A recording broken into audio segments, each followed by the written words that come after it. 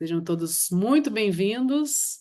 Mais um episódio de Protagonistas de Impacto, nesse novo formato em que a gente tem um episódio dedicado a cada um dos convidados, daqueles episódios que são construídos em cima de um tema. Então, tivemos a oportunidade de ter no estúdio uma conversa em que eu tive como co-anfitriã, Sarkova Guarita. A gente convidou a Andrea, da Positive Ventures, e o Gilberto Ribeiro, Giba, sócio da Vox Capital, e que a gente teve uma conversa muito rica sobre esse olhar para investimento de impacto no Brasil. E fiz questão de gravar com cada um deles essa nossa conversa com você, né, Giba? Obrigado, e a gente podendo trazer um pouco da tua história para, inspirar, né, de alguma forma, espelhar para outras pessoas que estão interessadas, seja pela faixa etária que você está, seja pela área que você está. Então, quero te dar as boas-vindas, já te convidando para você se apresentar você mesmo em relação, já contando uma história sua, né, do que você de alguma forma já construiu. Boa, obrigado, Alda. Obrigado pelo convite. Foi muito Uhum. divertido gravar o último episódio. Espero que esse daqui também seja bem legal. Bom, sou o Giba, eu sou um dos sócios da Vox, estou na Vox desde 2011. Então, nos últimos 15 anos, minha vida foi praticamente inteira dedicada a investimentos de impacto aqui no Brasil, né? Como sócio, eu sou responsável pelas estratégias de investimento, então eu acabo compondo todos os times dos vários instrumentos que a gente trabalha aqui. Eu acho que essa dedicação a investimentos de impacto é bem difícil, assim, para mim, separar a vida pessoal e profissional, porque eu acho que de alguma forma, quando você trabalha guiado por um propósito, muito do que você faz no trabalho conversa com os seus valores pessoais, né? Então, eu não tenho muito essa coisa do lado A e o lado B, assim. Eu concordo com você. Isso também é um desafio, né, Giba? Porque a gente, Super. exatamente porque a gente está em muitos momentos que são interseção, né? Às vezes são as pessoas com quem você quer fazer, né, acontecer. Elas Sim. acabam também se tornando amigas. De alguma forma, você está nos eventos. Além disso, né, você está o tempo todo também arranhando o futuro, né?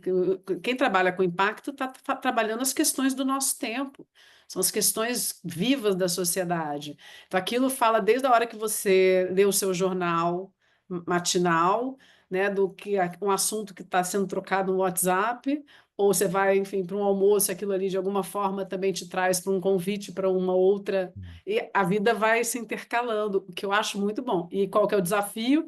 Você não põe muitas vezes uma fronteira, aquilo ali vai, invade os horários, né, que às vezes deveriam estar, isso aqui é mais para a família, ou para o autocuidado, para o esporte, etc., né? Esse é um ponto Total. importantíssimo que você trouxe já de cara, porque eu brinco muito com outras lideranças dessas redes diversas, né, que a gente faz parte. Eu vejo muita gente ali que precisa se cuidar. Não, a Se gente sofre, né? Porque as questões são grandes. Eu já ouvi falar do termo depressão climática, né? A gente acaba se identificando muito pessoalmente com as causas todas que a gente, de alguma forma, busca contribuir. E é um tema de saúde mental, sim, acho, para empreendedores de forma geral. Concordo com você. Você até já tocou num dos pontos que é uma pergunta que eu vou fazer para você, né? De quais são as conversas que você anda querendo ter hoje. Depois eu vou voltar para falar um pouco da sua história, mas já que a gente foi no ponto aqui, porque essa é uma conversa que eu quero ter com as pessoas, saúde mental, né?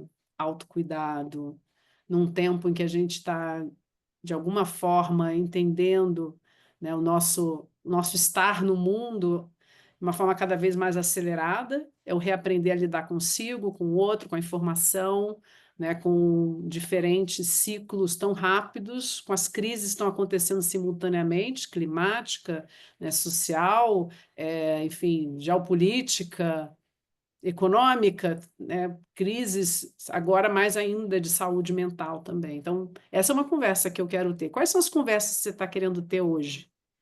Hoje, eu acho que tem três grandes campos da minha vida, assim, que eu tenho dedicado esforços, assim.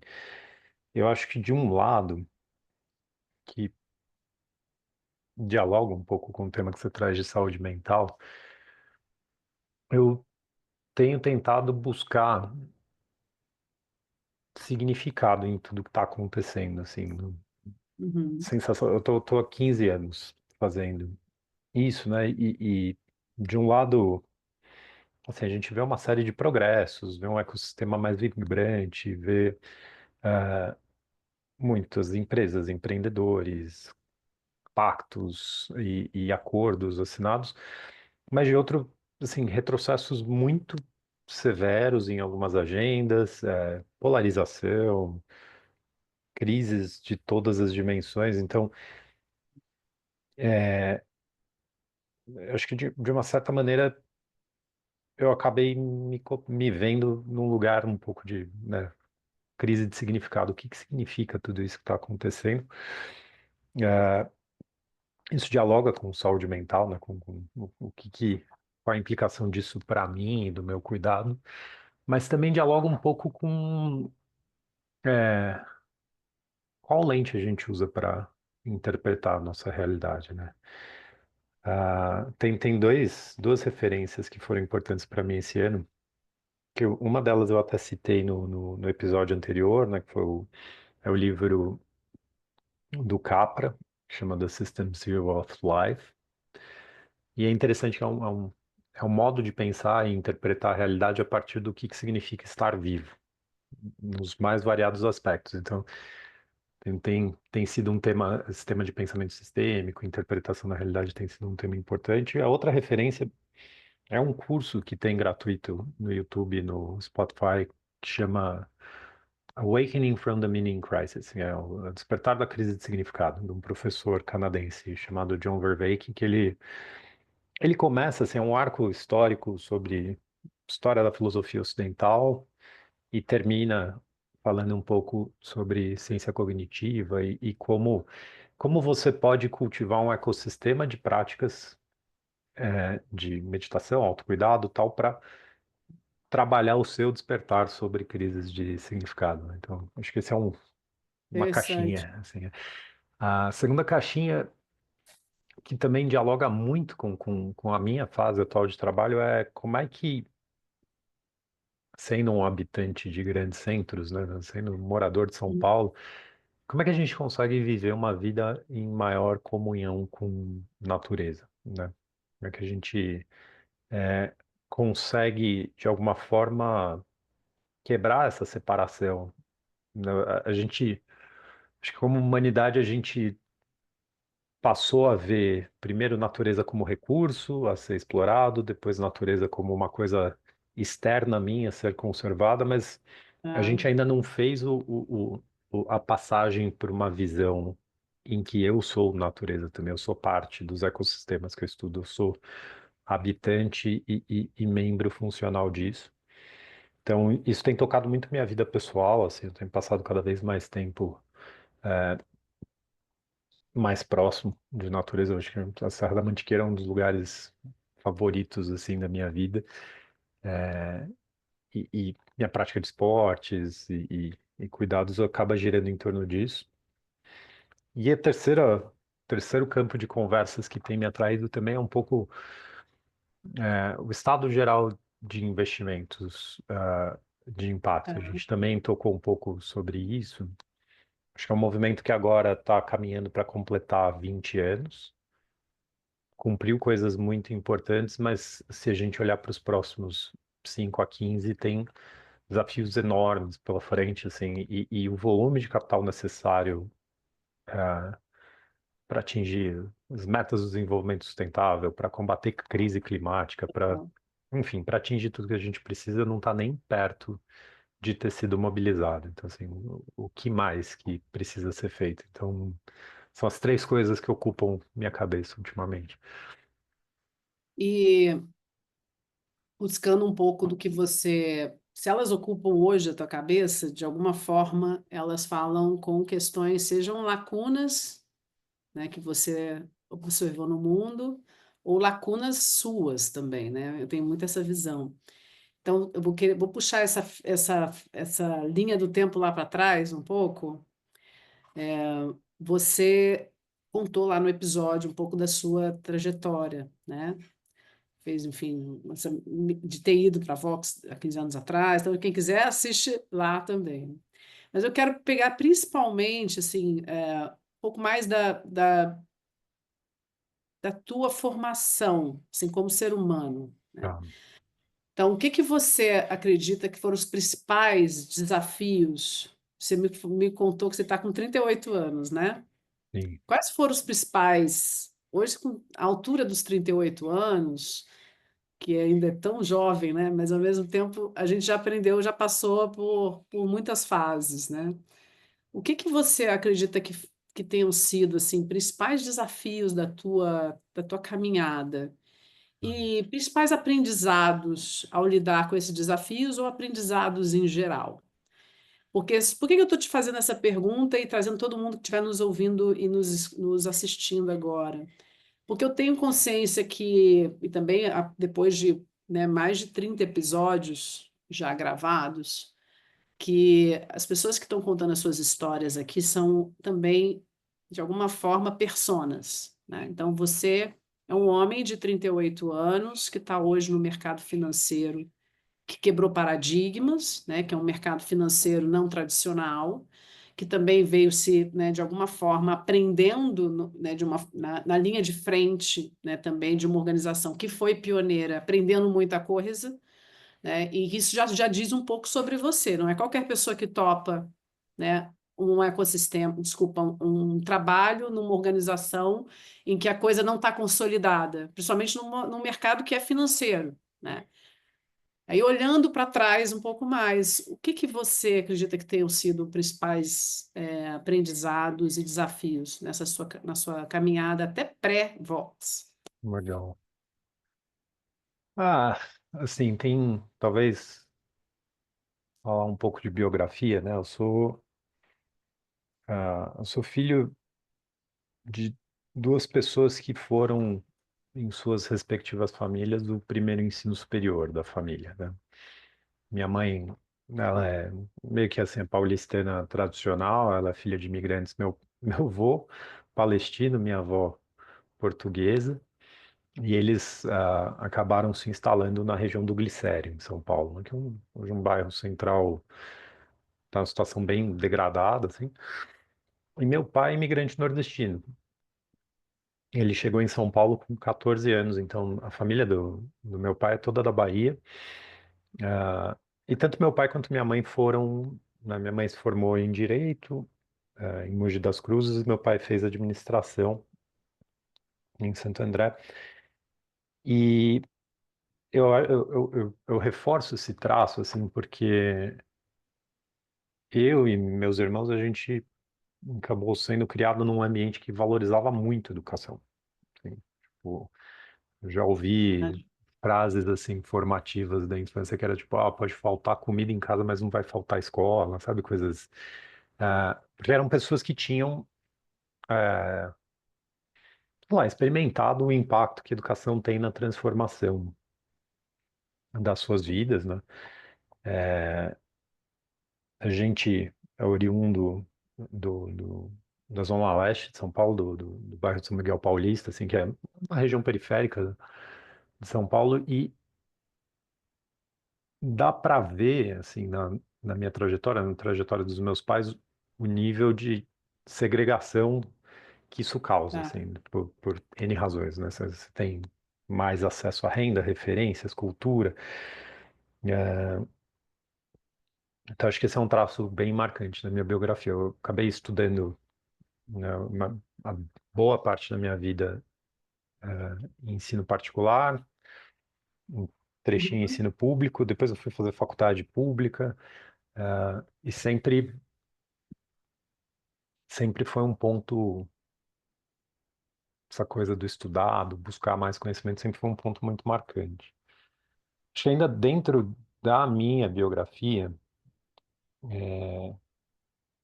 essa experiência da vida em mundos meio distintos, sabe? Sempre foi uma experiência que me marcou. Então, assim, por ter vivido em periferia em São Paulo, e tal, conheço, né, e tive amigos e familiares em realidades que hoje são as realidades talvez mais vulneráveis de pessoas que vivem em grandes centros, mas ao mesmo tempo por acessar boas escolas, por, né, ascender na vida, eu acabei tendo contato com realidades que são muito díspares das minhas também, conhecendo pessoas e culturas muito diferentes. E essa vida em São Paulo era quase que uma coisa meio tipo do conto das duas cidades do Dickens, sabe? Tipo, eu via dois mundos, eu vivi em dois mundos que não tinham nem ciência um do outro, ou se tinham, não tinham consciência do que significava essa distância. E isso me marcou desde muito cedo, assim, desde muito pequeno. Imagino. É, me marcou pessoalmente e socialmente, né? Eu tinha uma coisa de não me sentir pertencendo a lugar nenhum, não me sentir autêntico em lugar nenhum, mas ao mesmo tempo me sentindo desde muito jovem assim, uma pessoa muito privilegiada e com uma necessidade de contribuir. Falar, tá, eu tenho que fazer alguma coisa. Eu tive acesso a coisas que outras pessoas não tiveram. Como é que eu proporciono isso para mais gente, assim? Eu acho que esse é um segundo traço biográfico que foi bem formativo.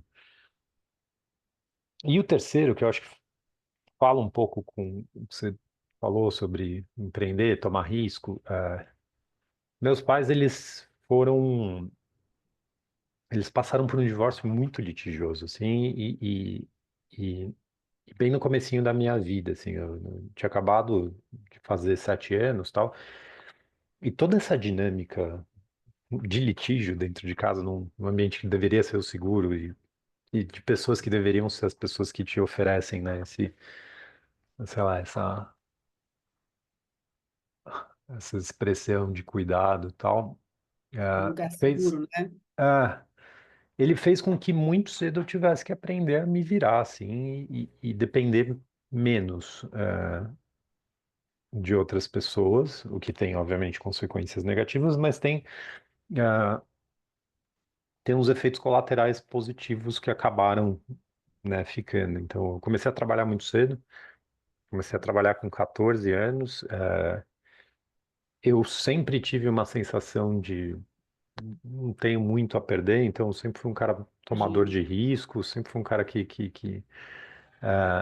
buscava coisas novas, então eu acho que isso dialoga um pouco com o meu traço empreendedor também, de falar, tá, tudo bem que esse mercado não existe ainda, mas o que que dá para fazer? Como é que eu vou, eh, como é que eu construo isso? Quem que eu posso pedir ajuda para fazer isso e tal? Então, acho que essas três coisas, né, essa formação muito pautada nos valores de educação e essa vivência em realidades distintas e uma capacidade de tomada de risco são traços da minha biografia que acabaram me formando como pessoa.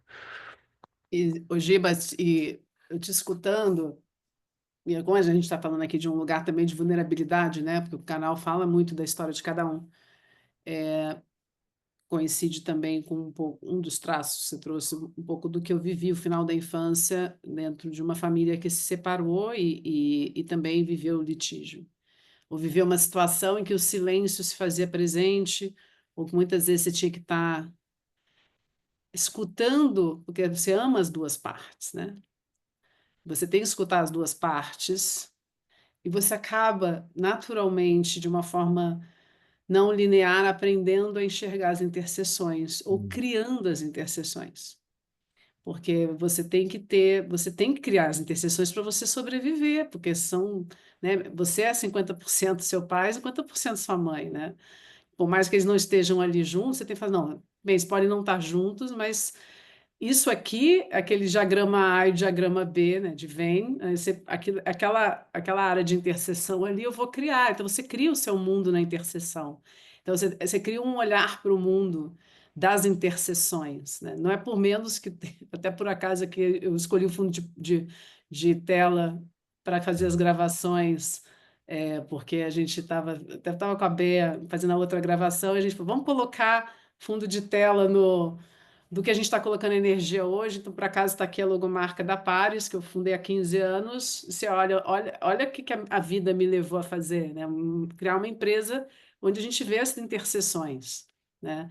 Então, eu estou colocando isso porque, assim, a minha escuta é que do que você trouxe desses três elementos é, te trouxe, assim, conversa com esse lugar de você estar na interseção de mundos de impacto, de investidores, de ter que gerar realmente resultado financeiro, de ter que, ao mesmo tempo, ter a empatia de quem está sendo beneficiado, né, pelo investimento, ou quem está, seja, né, do olhar de poder ou não ter, enfim, pagar, receber, etc., mas também qual é esse impacto na vida dele, qual é a voz que ele precisa ter nesse lugar.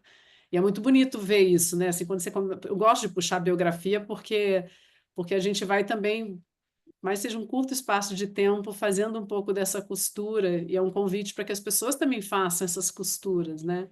De alguma forma, a tua história lá atrás tem algum ponto que depois se juntou com o outro. Ela fala do discurso do Steve Jobs, traz um pouco isso também, né? Você conecta olhando para Hum. trás. E o que que você aprendeu, Giba, assim, nesse olhar para o mundo, para a vida, nesse caminhar? Quais os principais aprendizados que hoje são muito utilizados na sua vida e na tua postura como liderança? O que que você acredita que sejam questões que já estão hoje dentro de você e que você realmente adquiriu a partir de aprendizados, né, práticos, não necessariamente bons, né, que a gente aprende muito também na dor, né? Hum. Nossa, difícil essa pergunta, assim.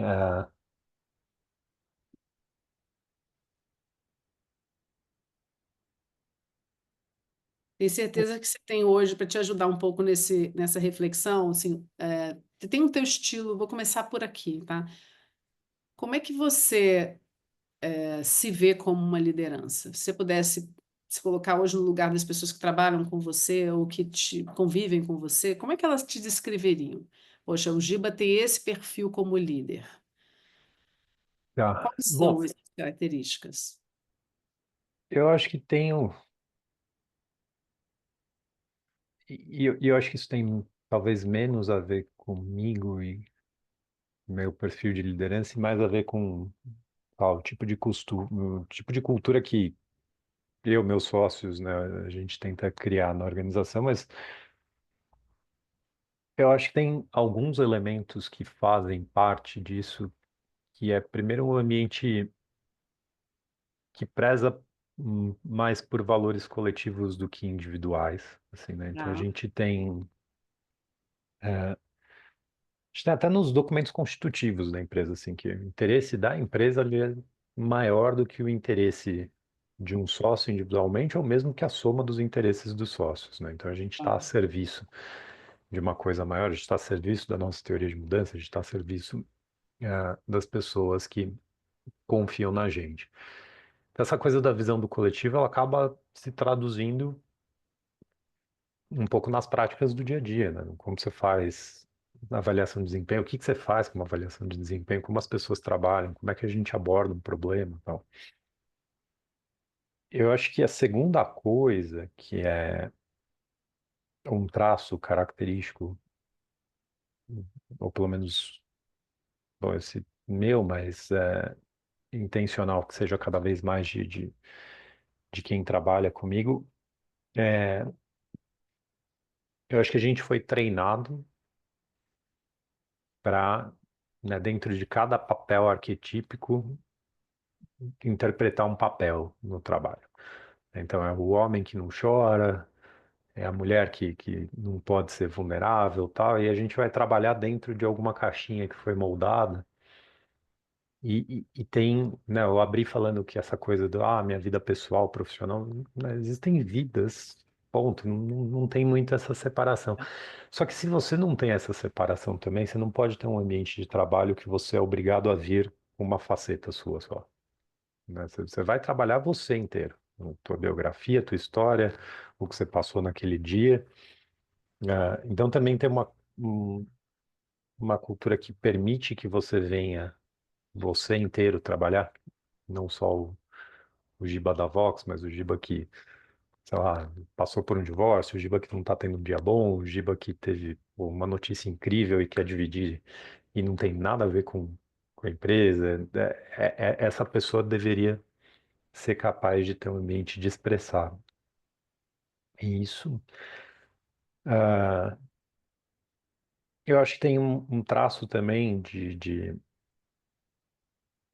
liderança, mas de cultura, que é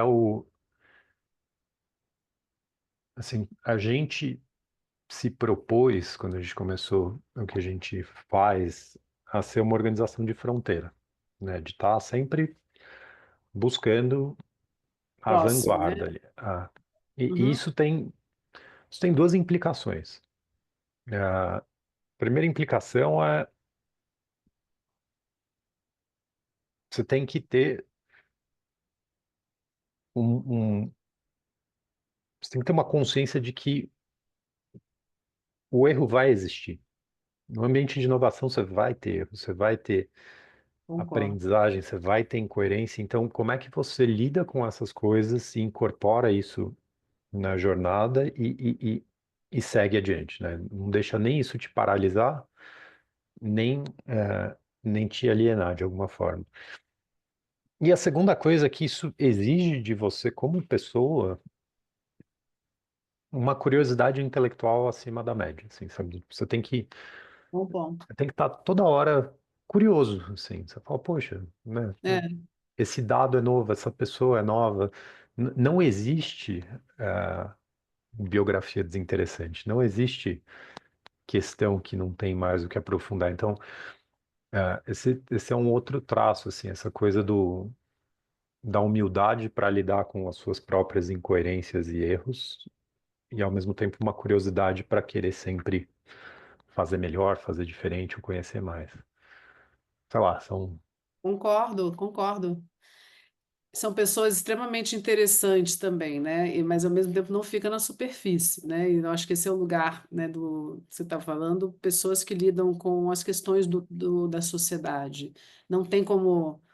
Você está sempre desatualizado, né? Você sabe que a sociedade está em transição o tempo todo. Eu tenho a brincadeira que é a seguinte. Tem duas certezas na vida. Uma que você vai morrer, a outra é que o site está desatualizado. Porque Muito sempre bom. vai estar desatualizado. Porque assim, o site é só uma figura de linguagem, né? Assim, aquilo que você está dizendo que você está fazendo para o mundo, né? Aquilo que você está dizendo que você faz, cara, já está, de alguma forma, já está em transição. A gente está ali naquele ponto de inflexão. Agora, então, a gente está num ponto de inflexão importante nessa questão com a tecnologia também, né? Que inteligência artificial em questões de meses, está mudando a forma como a gente se Sim. relaciona, como a gente pensa, como a gente acessa.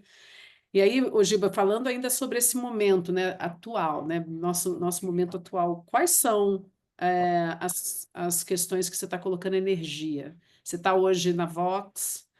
O que que vocês estão hoje? O que está vivo aí dentro? O que que você está colocando energia na sua própria trajetória pessoal, profissional? Que Tá. momento, se fosse falar assim, que capítulo dessa série você tá? Nossa. Ah, tem algumas coisas legais acontecendo, assim. Eu acho que tem. ah, eu vou nomear algumas, assim, sem necessariamente uma ordem de importância, mas alguns anos atrás a gente tomou a decisão de expandir a nossa teoria de mudança, né? A Vox nasceu como uma gestora que buscava investir em empresas, negócios que, além de retorno, também tinham impacto na sua atividade. E isso foi se desenvolvendo principalmente através de um mecanismo de investimento de venture capital.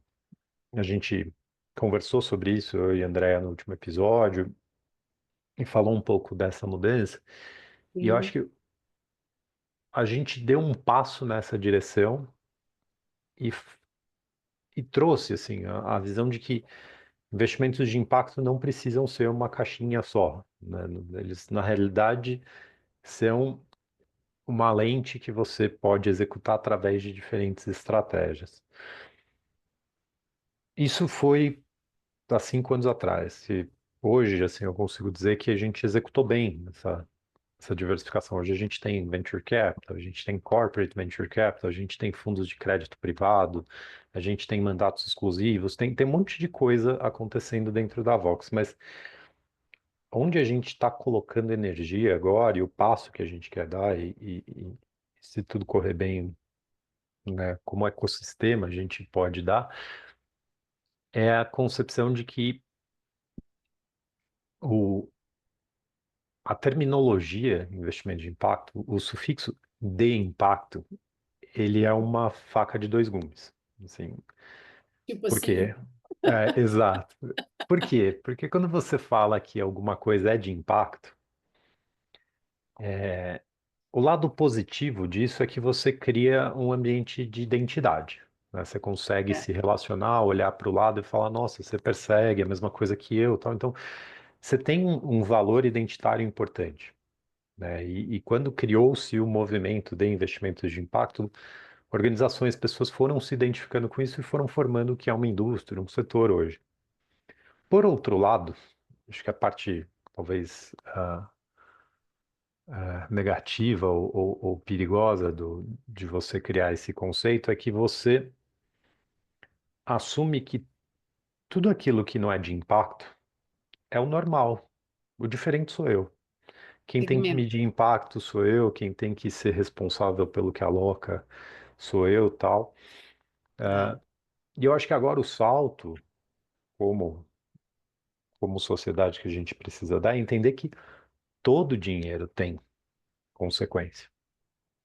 E que o que diferencia a gente como eu e, né, e organizações como a Vox de investimentos, entre aspas, tradicionais é que este conjunto de pessoas se importa com essas consequências. Então não é que, o meu dinheiro que é o de impacto e o seu dinheiro não é. Não, não é isso. Todo mundo aqui está fazendo a- alguma alocação de tempo, recurso, dinheiro, né, algum investimento cuja consequência vai além do resultado imediato para si. Então, esse talvez seja o campo filosófico onde a gente está gastando mais miolo, assim, para pensar como é que destrava esse tipo de E pensamento. o que que você já, de alguma forma, já está vendo que vai emergir desse processo? Ou pelo menos algo que possa ser uma narrativa a se convidar mais pessoas a, inclusive, né, visitar essa pergunta? Sim. O que que Assim, vocês já viram? do ponto de vista narrativo, eu acho que por enquanto o que a gente está vendo é a provocação, efetivamente, né? Tá, Esse questionamento. Mas eu acho que do ponto de vista prático, tem uma coisa que a gente faz aqui na Vox que eu tenho super orgulho, que é a gestão de um fundo que chama Legado ISA. tá, Dá para dar Google, procurar, ver rentabilidade, carteira, tal, essas coisas. O ISA é o Instituto Socioambiental.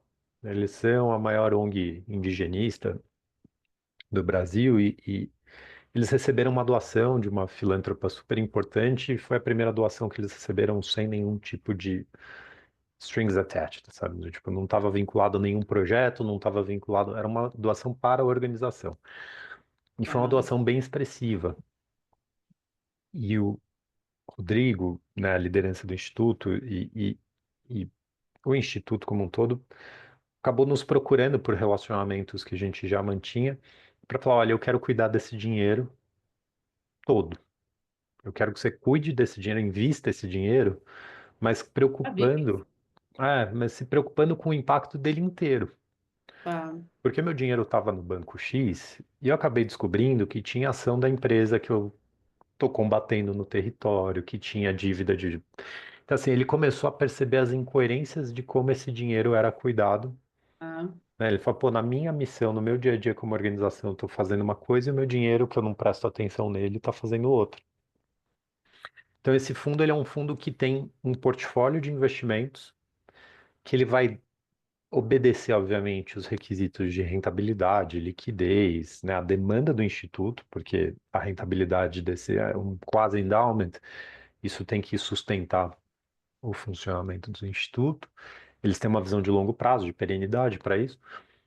Então, sob a ótica dessa missão, a gente tem o desafio de compor um portfólio que vai cada vez mais se aprofundando no impacto que causa. Então, a gente tem ativos que são neutros, ativos que têm um screening de sustentabilidade, tem ativos que têm impacto profundo e como é que a gente vai brincando com essas alocações para ir cada vez mais aprofundando o dinheiro e a consciência sobre esse dinheiro. Então, esse talvez seja, do ponto de vista prático, o lugar Tá. em que a gente é mais desafiado a colocar essa visão no mundo, assim, né? Se 100% do dinheiro tem impacto, o que que você faz no dia seguinte para gerenciar isso, né? Então, esse é um dos campos que eu estou colocando energia, assim. O outro campo é um campo bem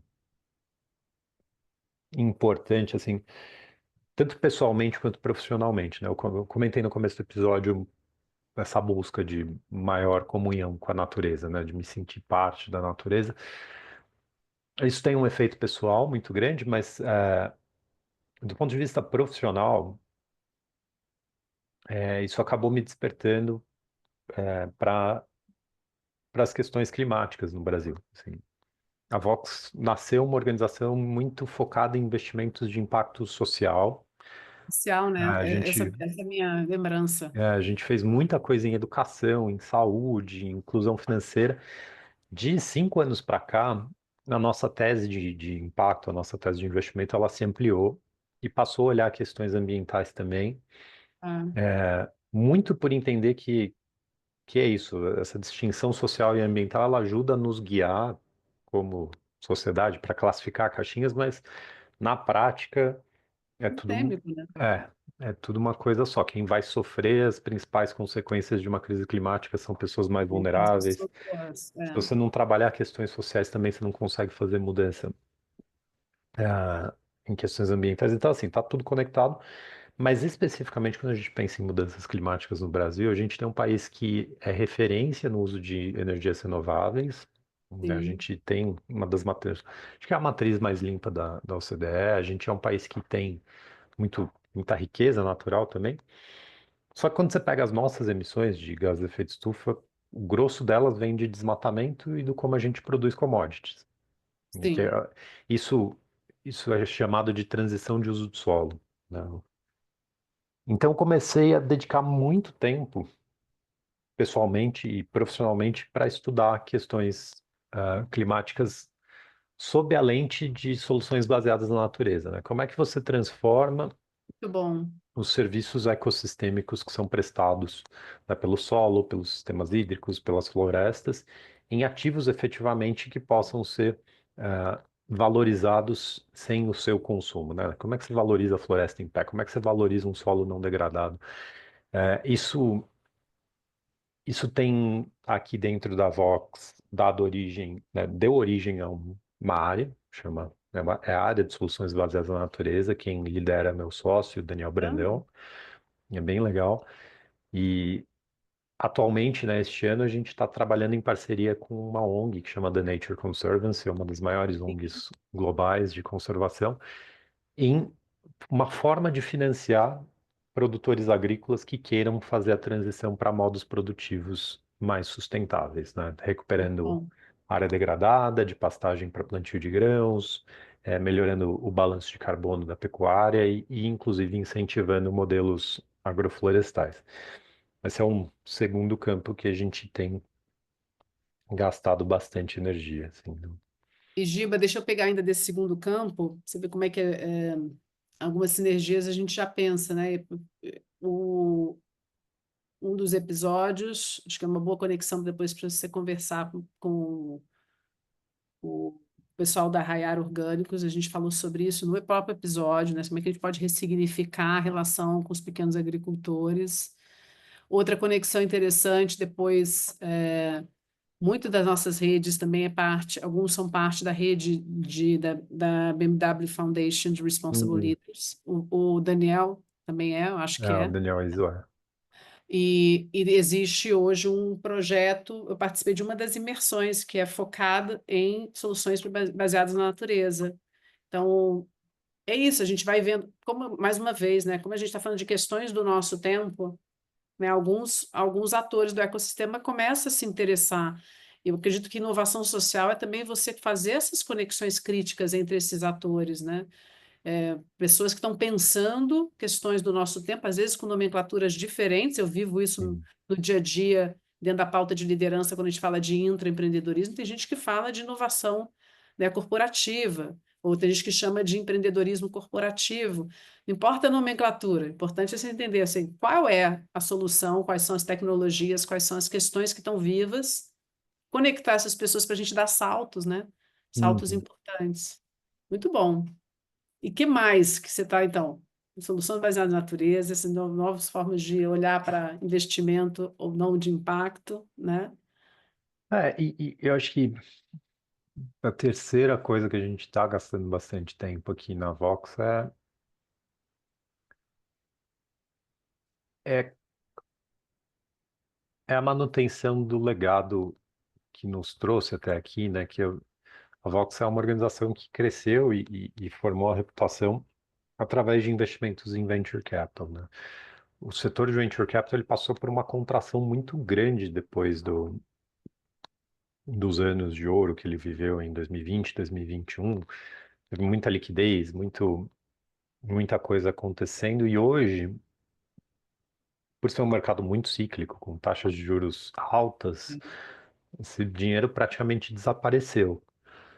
Só que, assim, com menos dinheiro, você ainda tem empreendedores interessantíssimos com soluções incríveis precisando de financiamento, você ainda tem problemas sociais, ambientais relevantes que vão precisar de tecnologia e inovação para ser resolvidos. É, Então, a gente tem dentro, né, da organização pensado como cada vez mais demonstrar resultados do que a gente faz para atrair recursos mesmo em um ambiente de maior restrição e liquidez, assim, né? Então, esse é outro campo que me deixa acordado à noite. bom. E olhando para essas questões que você já estão trabalhando, né? E também as questões que você também está colocando energia pessoal, né? O que que você acredita que talvez em 5 anos, né? Talvez em pouco menos ou um pouco mais, mas o porquê de tudo isso também está dizendo que inconsciente ou inconscientemente está relacionado ao que a gente quer celebrar, né, no Uhum. futuro, né? Então, qual é o que mais te move, assim, olhando, fechando os olhos e criando uma imagem de futuro? O que que você está querendo celebrar no futuro? Em tudo que você está colocando energia e também o que que você gostaria de ver vivo no Brasil em 2030? De tudo que Ah, você está vendo, e não necessariamente você esteja contribuindo para isso. sim. É, eu acho que assim, eu não sei se é 2030, 2050, 2100, mas Perfeito. eu acredito que nas últimas décadas, sei lá, dos anos 80, 90 para cá, a gente está vivendo uma sociedade em transição de modelo econômico, assim. A geração anterior à minha assistiu à vitória do capitalismo de alguma forma, né? Então, teve fim de Guerra Fria, um modelo predominante baseado em consumo, liderando o mundo, num mundo que é multipolar, tal. E de alguma forma, nesses últimos anos, e particularmente até nesses últimos meses, a gente vê algumas bases dessa grande vitória ruindo, né? Ah, É, mas ao mesmo tempo, o novo não está pronto, o novo não está aparente, ele está emergindo. Então, eu acho que assim, o que eu gostaria de ver num futuro, se tudo correr bem próximo, mas talvez não seja tão próximo assim, é um modelo econômico em que preço e valor não sejam tão distantes. Assim, as coisas que valem, bom, né, as vidas, a natureza, os recursos, né, os serviços ecossistêmicos, tudo que vale de alguma forma ser tratado e cuidado, apesar de ter ou não ter preço, né? Porque hoje a gente tem indicadores de sucesso na economia que é o PIB. O PIB cresce quando tem desastre ambiental. é, Ah, o lucro das empresas não leva em consideração as externalidades negativas. Como é que a gente integra? o que vale alguma coisa com o que não necessariamente tem preço, né? Então, isso é um desejo, vai, de futuro. E que tipo de Brasil eu quero ver? Eu acho que o Brasil ele está vivendo um momento meio pivotal, assim, no cenário global. A gente tem tudo para ser a principal liderança climática, assim, do planeta. Se você olhar o modelo de desenvolvimento que fez as economias do norte global serem o que são, é um modelo que está extinto. Não vai dar mais para crescer emitindo carbono, não vai dar mais para crescer queimando recursos, não vai dar mais para crescer avançando sobre floresta. Então, o Brasil, como um grande representante do sul global e dos países que ainda precisam se desenvolver, ele tem a chance e a oportunidade de mostrar para o mundo o que que é esse novo modelo de desenvolvimento. É um modelo que valoriza a floresta em pé, é um modelo que consegue ser inclusivo. Então, o Brasil que eu quero ver, assim, que eu gostaria de ver, é o Brasil que é líder na pauta climática, não só porque é o país mais biodiverso do mundo e porque é uma das maiores coberturas Tem de capacidade. floresta nativa, mas também porque conseguiu desenvolver sua economia de uma forma que é inclusiva e de baixo carbono, assim. Só isso, é super fácil. Conseguiu prototipar alguns, né? A gente tem potencial de protótipo, né? Esse é o ponto, para mim, muito claro. Assim, existe um potencial de protótipo. A questão toda é que a gente precisa também ganhar robustez para ganhar, né? Para poder fazer disso algo que, de fato, pode ser ganha escala, pode ser sistêmico. E aí, curioso que você trazendo, me lembrou algumas falas. A gente teve juntos terça-feira alguns dos entrevistados, né? Lá na Ecoa Capital, foi maravilhoso. E algumas falas, assim, estavam em queixa em relação a esse ponto que você trouxe, né? A gente tem um potencial gigante, mas o que que a gente, o que que eu escutei? Alguns falam assim, eu estou muito cansado também de falar, muitas vezes, repetir onde o capital, em maior escala, está. Porque assim, eu tenho que falar, eu perco a voz de tanto falar. Então, isso foi uma das falas, sem expor aqui ninguém. Outra fala foi, por que que a gente está falando ainda num ecossistema de negócios, num ambiente em que muitos dos que sobem são babacas? Tipo assim, essa foi a fala também. Assim, cara, por que que a gente, como é que a gente muda o que que é critério de meritocracia, ou seja, qual for a forma de você dizer quem sobe, ou premiar. O que que é sucesso? Né? Está em linha com o que você está perguntando, o que que é sucesso? Então, a gente está questionando o que que é sucesso, e a gente tem aí já uma experiência coletiva e individual dentro de se for olhar o ecossistema que a gente chama de ecossistema de impacto, eu gostaria que fosse, né, enfim, o ecossistema de negócios como um todo, né, trazendo que é um dos pontos que você está querendo hoje, está querendo mais investigar. Como é que a gente de fato coloca os aprendizados em cima da mesa e fala assim, gente, a gente já tentou isso. Será que agora com inteligência artificial dá? Não. Então, será que é um outro modelo? Como é que a gente de fato pode valorizar os negócios também sob outras perspectivas, né? Não só as tradicionais de lucro, etc. Uma das falas foi: você já viu o departamento de lucro nas empresas? Né? Por que que a gente tem que ter departamento de sustentabilidade? Né? Muito bom. Então, assim, tem uma mudança aí para quem já está há muito tempo. E foi uma das falas que eu escutei nas diversas entrevistas que eu conduzi, né? É muito difícil para quem está trabalhando as pautas, geralmente ambientais, há mais tempo, está vendo as crises que a gente viveu no ano passado e fala assim, gente, por que que a gente ainda não conseguiu, de fato, fazer com que isso, de alguma forma, mude de direção? Né? O que que a gente precisa fazer mais? Porque é muito duro você viver uma enchente ou uma catástrofe como foi o Rio Grande do Sul. Você está militando nessa pauta há 15, 20 anos, né? E você vê assim, ok, leva para um lugar de inquietude que conversa com Não. a inquietude dos pontos que você está vivendo também, né? Então, Esse tema que você traz é engraçado. Recentemente eu tive acesso a um conteúdo, eu esqueci o nome da pessoa. Ela trabalhou na Box 1824. Eu tá. vou resgatar e eu te passo, mas ela fala que é um conteúdo que falava sobre a crise. da meia-idade dos millennials, assim. Eu quero, porque essa é a faixa etária que eu gosto mais de trabalhar. E uma das coisas que o conteúdo fala é que parte dos millennials está em luto por um futuro que ele achou ser possível. Que é o que você Bom, está falando.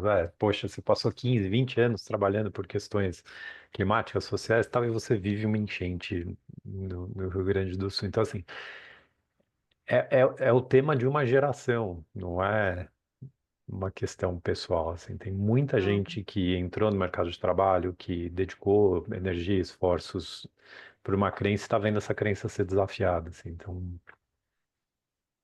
é um momento Iba, interessante. a gente tem sempre o desafio do tempo, né? Que a gente tem um podcast, ele acaba ficando ótimo nesse horário nesse tempo que a gente está fazendo, mas ao mesmo tempo a gente tem que cuidar. A gente abriu vários pontos aqui que daria para a gente fazer outro podcast. Fica também o convite depois de a gente fazer outras rodas de conversa sobre temas que também estão ficando muito nítidos, que estão emergindo para a gente fazer outras rodas. Mas eu quero já caminhar para o final, te dando também esse espaço para uma mensagem final, te provocando com uma pergunta, né? Hum, Que conversas que a gente ainda precisa ter, principalmente olhando para os seus pares, ou seja, quem está no mercado hoje, quem está pensando em investimento, quem está pensando que conversas que ainda precisamos ter. Qual o teu convite? boa. Acho que duas coisas, vai olhando para as pessoas com quem eu trabalho e me relaciono. Primeiro, eu acho que precisamos ter conversas sérias sobre saúde mental, assim, né? Não faz sentido trabalhar com e por propósito e deixar que isso te consuma de alguma forma ou não ter É. as ferramentas e as redes de cuidado para lidar com as consequências dessas frustrações, muitas vezes. Então, conversa super importante. É bem difícil instalar e é difícil você ter o lugar de vulnerabilidade para poder debater sobre e agir sobre. E eu acho que a segunda coisa é, assim, que novos modelos de colaboração podem emergir entre pessoas que pensam parecido, né? Eu acho que é uma coisa que eu sempre fiquei pensando, assim, né? A gente fez o episódio, eu e a Andrea, e muitas vezes quando eu estou captando dinheiro, estou indo falar com algum investidor, e tal, ele fala: o que que são os seus competidores? Eu falo: poxa, pergunta ruim, né? Que você fala: pô, É verdade. tem gente que faz coisa parecida comigo, mas ligeiramente diferente. E eu não estou É, competindo para ganhar dele. Pelo contrário, eu queria que, né, todo mundo que está se propondo a fazer o que a Vox se propõe a fazer cresça e prospere e tal. Então, quais são os modelos adequados de colaboração nessa nova economia? boa provocação. Eu para encerrar, trago essa contribuição em cima do que você trouxe de provocação. Busquem, gente, saber mais histórias, porque já tem tanta gente fazendo coisa boa. É porque, na verdade, a gente está falando, não sei se Giba, você concorda comigo, a gente está falando de novos modelos mentais, né? E a gente quer, se a gente sabe que tem algumas pessoas que já estão praticando, porque uma coisa é um novo modelo mental utópico. A outra, Hum, assim, não, cara, é um modelo mental que tem gente que hoje consegue ter um pensamento que a gente chama, dentro da lógica do empreendedorismo, pensamento generativo. Não é sobre ou, é sobre e, né? É olhar um conjunto de variáveis. Sim, eu posso ser saudável, eu posso ser feliz, eu posso ganhar dinheiro, eu posso impactar a vida das pessoas, né? Eu posso também fazer disso algo que eu levo meus filhos para fazer junto. Por que que é ou, né? Por que que eu faço, tem que estar ou com meu filho ou numa reunião? Por que que uhum, eu tenho que ou ganhar dinheiro ou gerar impacto, né? Então, e tem muita gente boa fazendo isso. Então, uhum, não é só quem está sendo entrevistado aqui. Aqui eu estou buscando exatamente trazer boas histórias, porque histórias, culturas são conjuntos de histórias, né? Então a gente quer saber. A partir do momento que a gente ouve assim, nossa, mas já tem gente fazendo, a gente fala assim, não, no Brasil a gente faz isso muito bem. A gente precisa uhum, ganhar escala, mas a gente sabe que a gente tem um ecossistema de impacto muito bom, né? Então, a gente fica essa provocação em cima da sua, né? Que a gente busque também conhecer quem está fazendo, porque a gente com isso também não. não fortalece a tese de que não é possível. Pelo contrário, não é só possível, como a gente precisa de fomento, a gente precisa de mais gente fazendo e mais histórias sendo contadas. E fica sempre aberto aqui também, quem quiser depois escrever. A gente vai estar, a partir do ano que vem, tendo outros formatos de contar histórias também, para ganhar mais escala do que a gente sabe que está sendo feito de bom no Brasil, assim como o Giba, a turma toda da Vox Capital, pioneira nessa área, e que você vê, está cheio de perguntas sobre o futuro, cheio de interrogação, né, sobre o como fazer diante de tudo que está emergendo. Então, a lente de aprendiz para todo mundo. Giba, obrigada de coração, obrigada Obrigado, Alan. pela nossa conversa de hoje, pela outra, e deixo aqui para todo mundo, não deixe de também assistir esses episódios que a gente mencionou. Esse está maravilhoso, com a Andréia, com o Giba, com a Ana, e outro que a gente gravou no mesmo dia, mas também fala de investimento, com a Bea Rampeter, com a Tiziana Rolim, com a Ana também, sobre como as famílias estão investindo. Então, fica aí o convite, protagonistas de impacto, e boa escuta para vocês. Muito Obrigada. bom. Obrigado, viu?